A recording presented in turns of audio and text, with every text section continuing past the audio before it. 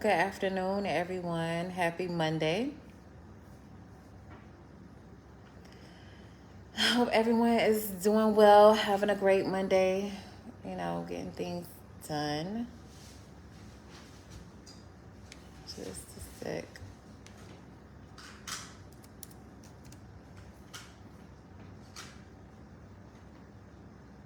So I'm not going to be before you long. I wanted to hop on real quick for about 10 minutes and just talk about something that was on my mind, and also about the current state of the market, our local market. It's very important to know that real estate markets vary by location. Let's keep that in mind. So the data came out for August for the Pee Dee Region. And so I wanted to briefly go over that. I plan on doing another live where I go more in depth with the numbers. But for right now, I wanted to come on. As you can see, my topic was, how do realtors get paid? So let's talk about it. How do realtors get paid? We are in a 100% commission-based business. That means we don't get paid until our buyer or our seller makes it to the closing table and signs the paperwork. When I was purchasing my first house 5 years ago, I asked my realtor, I was like, do I gotta pay you? And the realtor was like, no, you don't pay me. The seller pays the buyer's agent and the listing agent's commission at closing. So the listing contract will detail the amount of the commission and things of that nature, the percentage that the listing agent requires, and then the listing agent and the buyer's agent will split that percentage accordingly. And so if you are buying a house, typically 99.99% of the time, you are not paying your agent. If you are buying a house, you are not paying your agent. So when someone contacts me and they're like, hey, I want to buy a house, I'm going to take my time. Usually I do a buyer's consultation. A buyer's consultation includes, we may talk on the phone. We may do a Zoom. We may meet in person. It may be a bunch of text messages going back and forth.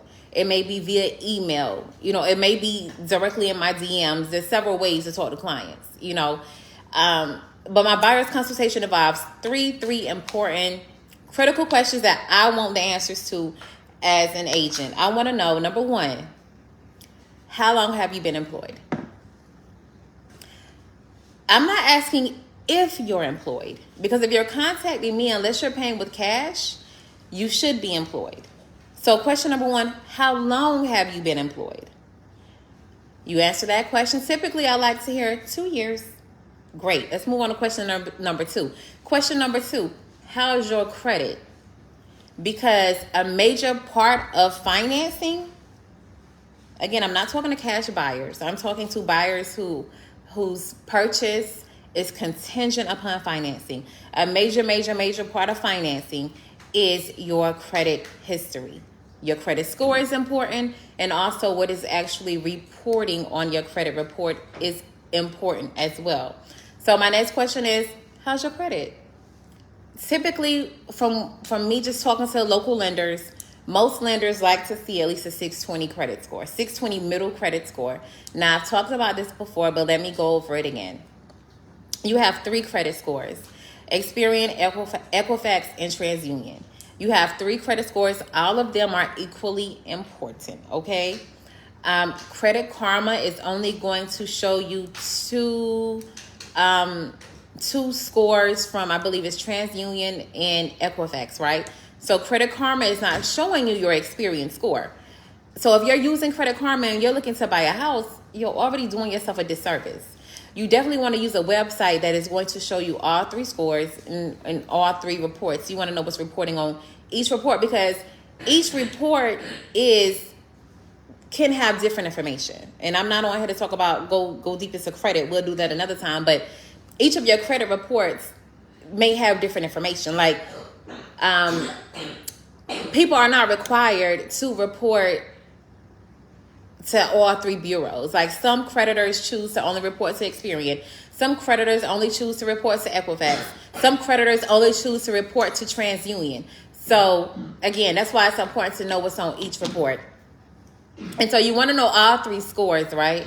So my website of choice, again, is MyFico.com, because it's going to give you all 3 credit scores, and it's going to give you your FICO mortgage score. So nothing wrong with Credit Karma, but if you are seriously looking to buy a house, you definitely want to know all 3 scores and what's on all 3 reports.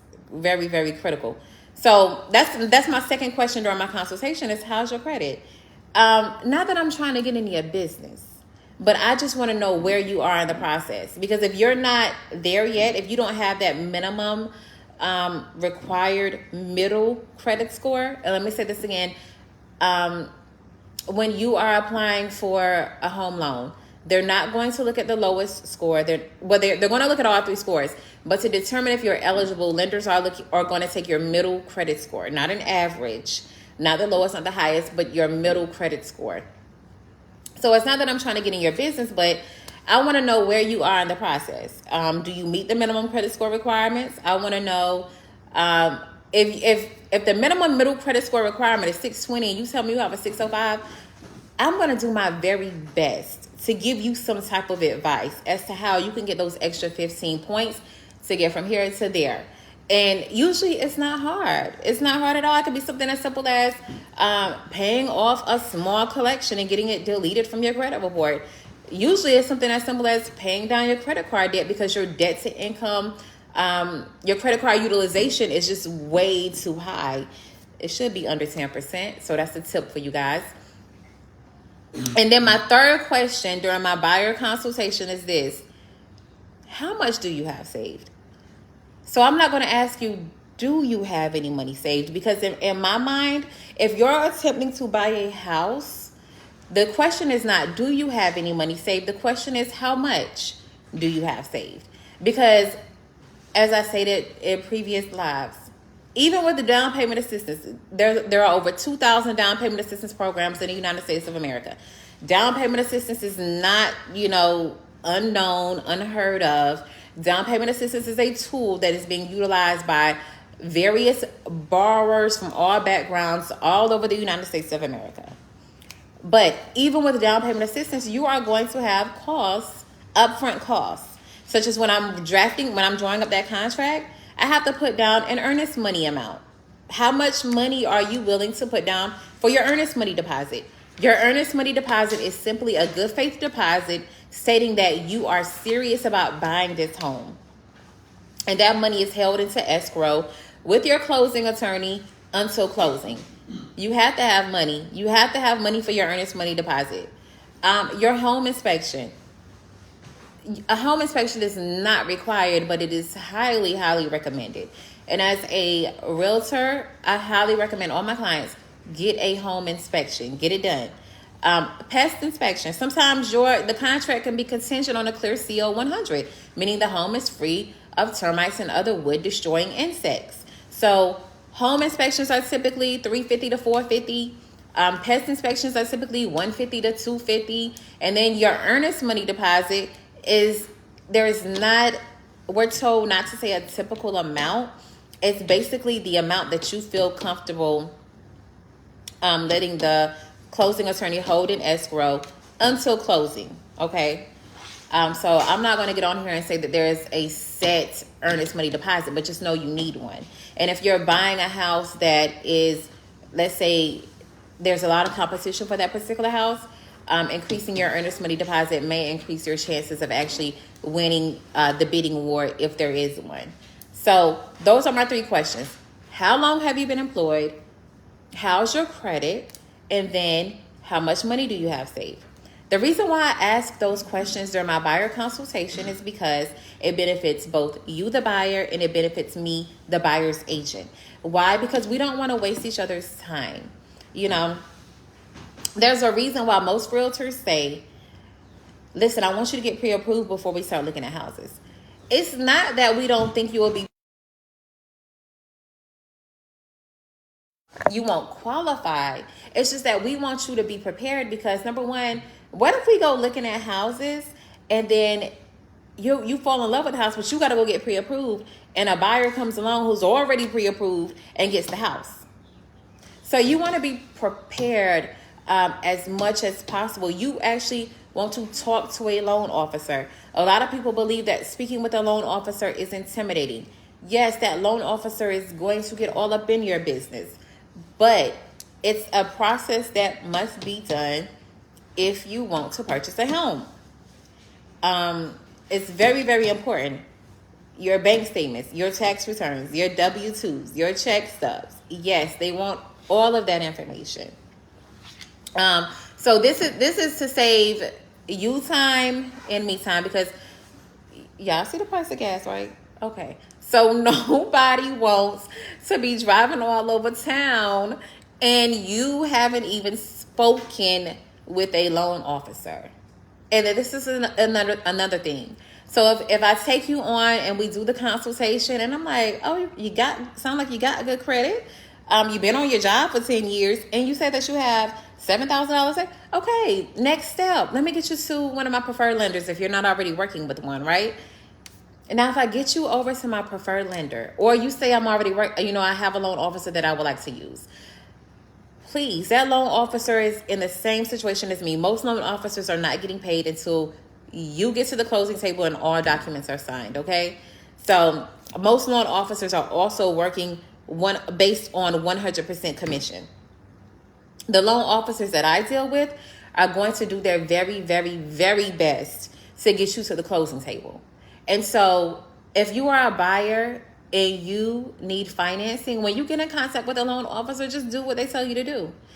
They're just asking, most of the time, they're just asking for documents, you guys.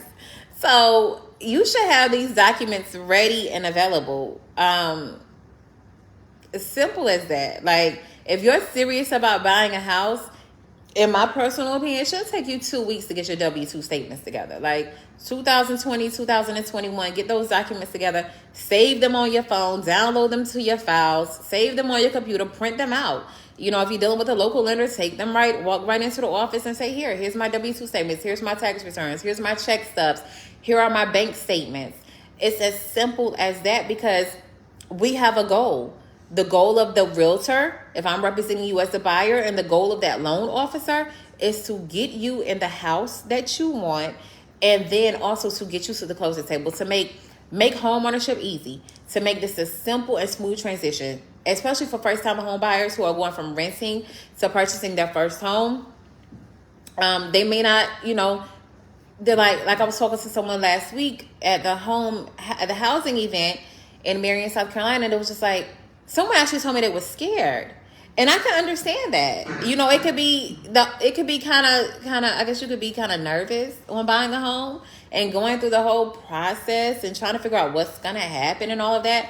But for a lot of people, especially for a lot of first-time home buyers, it's just that I don't know. So my goal as a realtor is always going to be to simplify the buying process for you and to show you that it's not as difficult as you may think. My goal as a realtor is to educate you on your first home purchase. So because why? Because what do I want you to do? I want you to go back and tell your coworkers. I want you to go back and tell your family and friends. I had an amazing experience with Jessica. She's an amazing realtor. She knows her stuff. She educated me on the market. She helped me make a wise decision. I'm now a homeowner. I've invested into real estate, and I'm creating generational wealth for me and or my family. That is the goal of me as a realtor, and I'm pretty sure for most realtors, we want to give you a great experience because we want you to go back and tell your family, tell your friends, tell your church members, tell your co-workers that you worked with a great realtor who helped you accomplish your dream and your goal, and then bring us that clientele. So, like I said, that's pretty much it. How do realtors get paid? Commission. We get paid when you get to the closing table, not a moment before. We are writing out our gas, our time, taking our time, showing you. We can show you 10 houses. Until you choose one, go under contract, you get the final loan approval, and, the closing attorney receives the funds. We've just been working. And so that is why we say, please speak with the loan officer and figure out, number one, how much home you can afford, what your purchasing power is, what what monthly mortgage payment are you comfortable making? Because it's not as, for me, it's not as much as how much home can you afford, but it's more what monthly mortgage payment are you comfortable making? I can tell you for a lot of renters, and as you guys know, interest rates are fluctuating right now, right? For a lot of renters in this area, I'm going to say Dillon, Marion, Marlboro County area. So I was doing some research, and the average rent is about $500 a month, right? So if you got somebody who's currently paying $500 a month, and then they go speak with a loan officer and they realize that their mortgage payment is going to be what? $900, $1,000, $1,100. That can be a shock for a lot of renters, okay? But in my personal opinion, it's worth it if you can afford it and you're ready because you're making an investment. Paying rent, and again, nothing wrong with renting until you're ready. But I sincerely believe that you should be positioning yourself. If you're currently renting, you should be positioning yourself and preparing yourself for home ownership, because renting, you are basically, I don't want to say throwing away money, because we all need a place to stay, but you definitely want to prepare yourself and position yourself for home ownership, okay? Somebody said it this way: rent is 100% interest.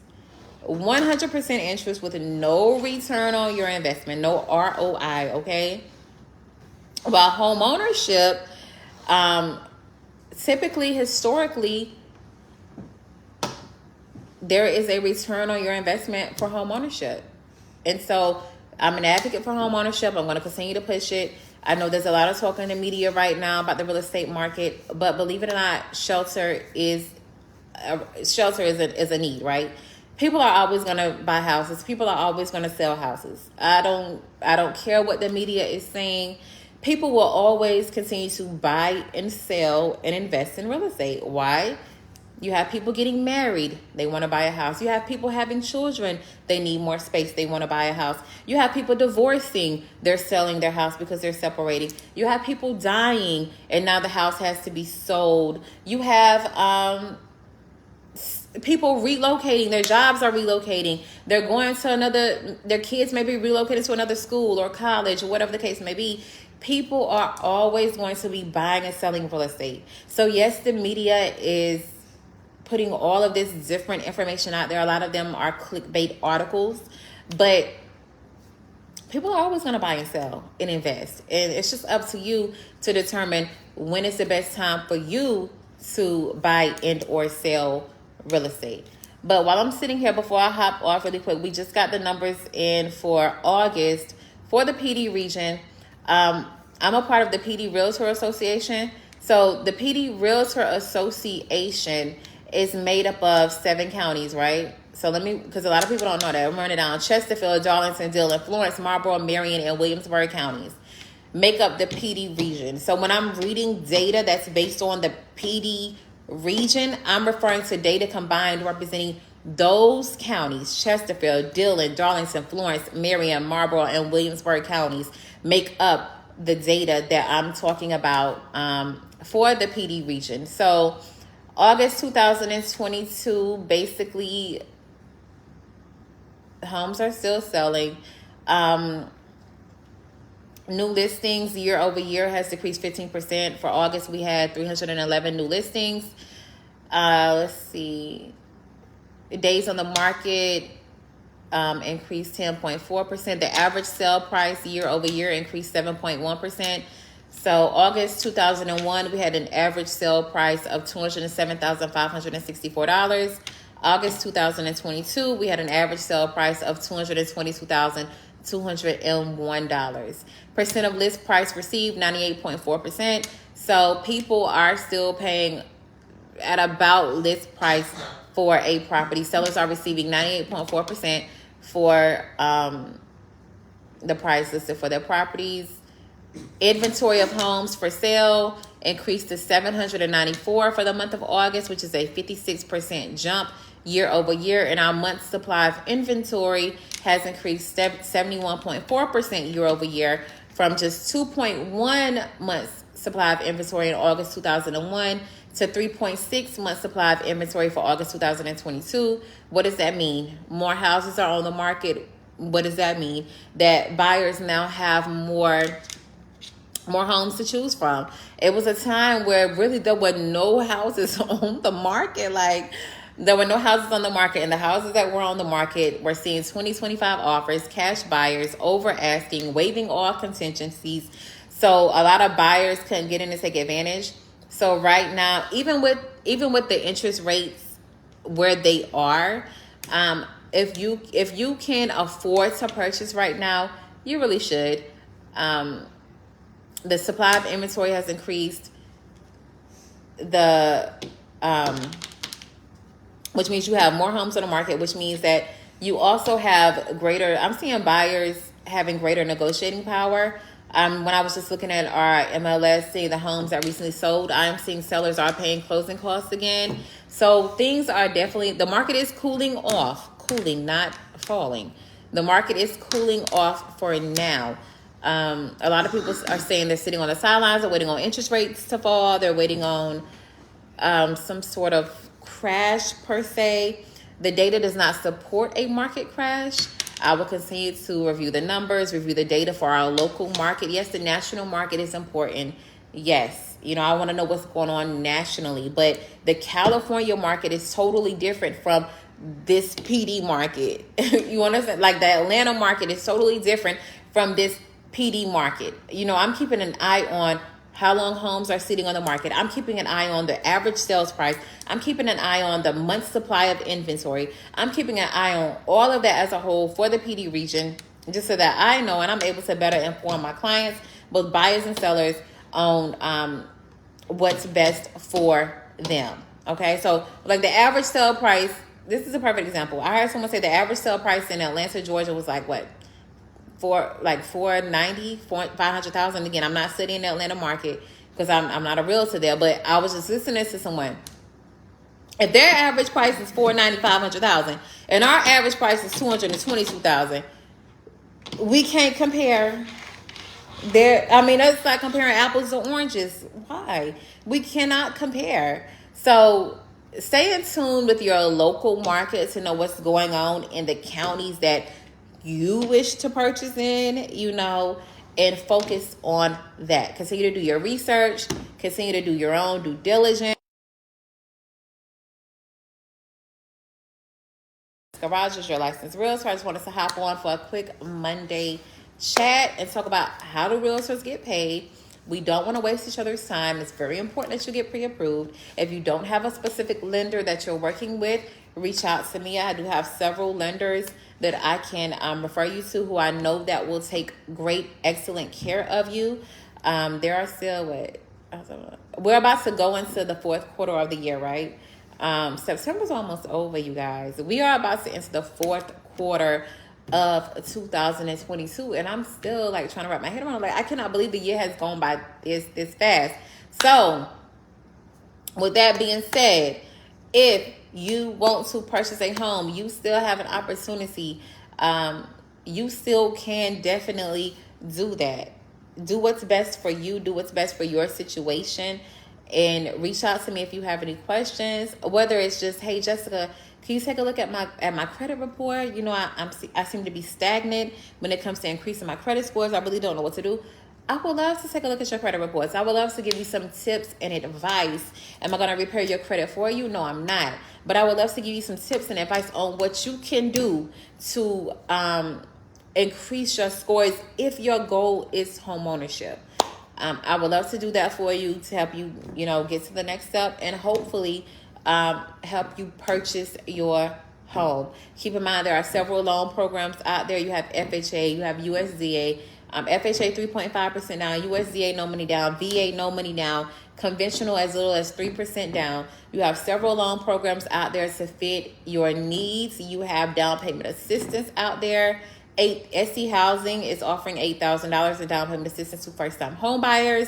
No monthly payment, no interest rate, and the money is completely forgivable as long as you stay in the home for an allotted period of time based on your income, whether that be 10 years or 20 years. Believe it or not, the typical homeowner stays in their home 5 to 7 years, okay? So keep that in mind as well. The typical homeowner stays in their home 5 to 7 years. So for all of those people that are saying, homeowners are about to be in trouble. The only homeowners that could possibly be in trouble for a market crash are those who plan on selling. And if you're buying a home this year, why would you be selling next year unless something, there are extenuating circumstances, but I'm just saying, most people are not just up in selling. It's usually a reason behind the sale, especially if they literally just purchased their home. So you guys keep all this information in mind. Again, my goal is to bring you the numbers, bring you the data, bring you the tips and the advice and everything that you need to make home buying or selling easy. DM me, click the link in my bio to schedule a consultation. I did make a post this morning. If you're ready to fire your landlord, click that link. It'll take you to a Google form where I ask my basic questions. How long have you been employed? What's your credit score? And how much money do you have saved for your down payment and or closing costs?